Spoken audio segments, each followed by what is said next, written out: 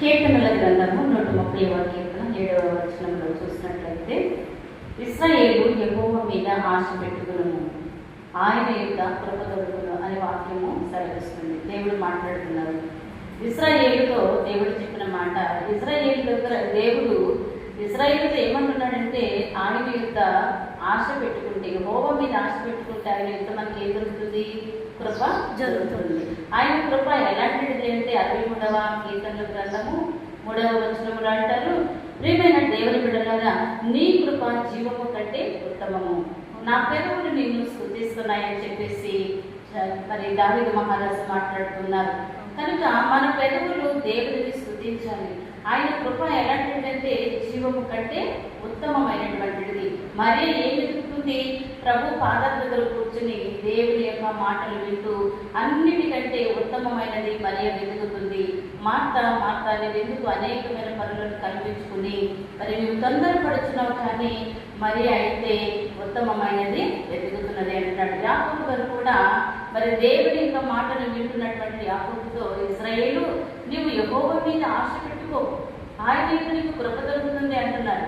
ఒకసారి తన అన్నయ్య యాషావు యాకోబుని, తన భార్యలను, బిడ్డలను, తన ఆస్తిని తను పాడు చేయాలని, తనను చంపాలని చెప్పి వస్తున్నప్పుడు ఈ పేకురేవు దగ్గర యాకోబు మరి రాత్రంతా కూడా దేవునితో ప్రార్థన చేస్తూ గడుపుతాడు. సంపూర్ణ రాత్రి ప్రార్థన చేశాడు. దేవుని బిడ్డలారా, మరి తన యొక్క ప్రాణమునకు బదులుగా యెహోవా తన ప్రాణాన్ని ఇచ్చి తన కుటుంబాన్ని రక్షించినట్లుగా మనం చూస్తున్నాం. అవును కదండి?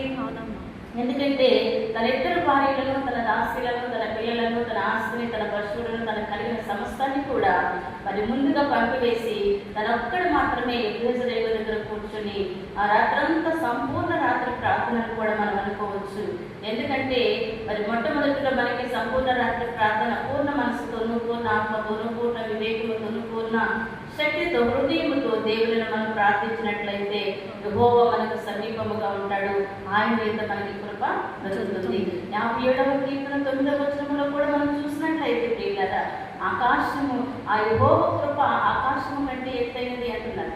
ఆయన కృప ఆకాశము భూమికి ఎంత ఉన్నతముగా ఉన్నదో దానియందు భయభక్తులు గల వారి ఎడల ఆయన కృప అంతా ఉన్నతముగా ఉన్నది. అందుకే దేవుని వాక్యము యాకోబు ఇలా అంటాడు ప్రియులారా, ఏమంటాడంటే, నీ కృప నాకు చాలును కదండి, నీ కృప నాకు చాలును ప్రభు అంటాడు. ఎందుకంటే బాల్యంలో 12వ సంవత్సరంలో యాకోబు యొక్క కుమారుడు యోసేపు చనిపోయిన విషయాన్ని తెలుసుకుని అతడు చాలా బాధపడతాడు. ఐగుప్తు దేశంలో తన కుమారుడు బ్రతికి ఉన్నాడు, తన రాజ్యంలో ఉన్నాడు అన్నప్పుడు అతడు ఏం చేస్తాడంటే, చాలును నీ కృప నాకు అంటాడు. కనుక నా బిడ్డను నేను చూడగలిగాను, నా బిడ్డను బ్రతికి ఉన్నాడని విన్నాను, ఎందుకంటే మరణించాడు అని నేను ఎంతగానో మృతుల లోకానికి వృద్ధాప్యములో, దుఃఖములో నేను దిగిపోకున్నట్లు దేవుడు నాకు కృపను చూపించాడు అంటాడు.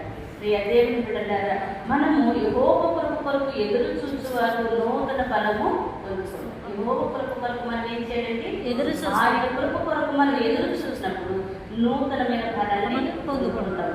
నిజమే, దేవుడు అంటున్నాడు, చాలునయ్యా నీ కృప నాకు చాలు కదండి.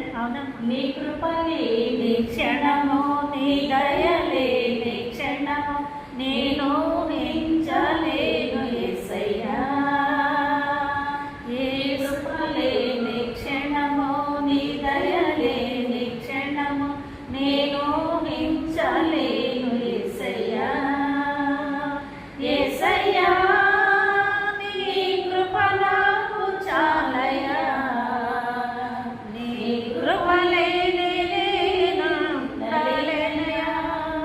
దేవునికి స్తోత్రం.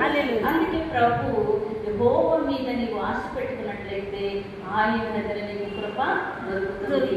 కనుక మడ్డమొక మాట ప్రభు అంటారు 31వ కీర్తనలో కూడా దేవాది దేవుడు అంటారు, ఇది మొదలుకొని నిరంతరము నిత్యము ఆయన కృప కొరకు కనిపెట్టుకుని ఉంటాం. మనము ఎప్పుడైతే దేవుడు మనలను ఆదుకున్నారో, మనల్ని బ్రతికించారో, ఆయన మనకి జీవమిచ్చారో, అప్పటి నుండి ఇక మీదట నీవు ఇది మొదలుకొని నిత్యము నువ్వు యెహోవా కృప కొరకు కనిపెట్టుకుని ఉండమని వాక్యము చెప్తుంది. దేవుడే తన బిడ్డతో మాట్లాడుతూ ఈనాడు నీకు నాకు మనం సంపూర్ణంగా మన మనస్సును దేవుడు ఆయన కృప మనకి తోడుగా ఉంటుంది. దేవుడి మాటలు దీవించండి. ఆమేన్. ఆమేన్.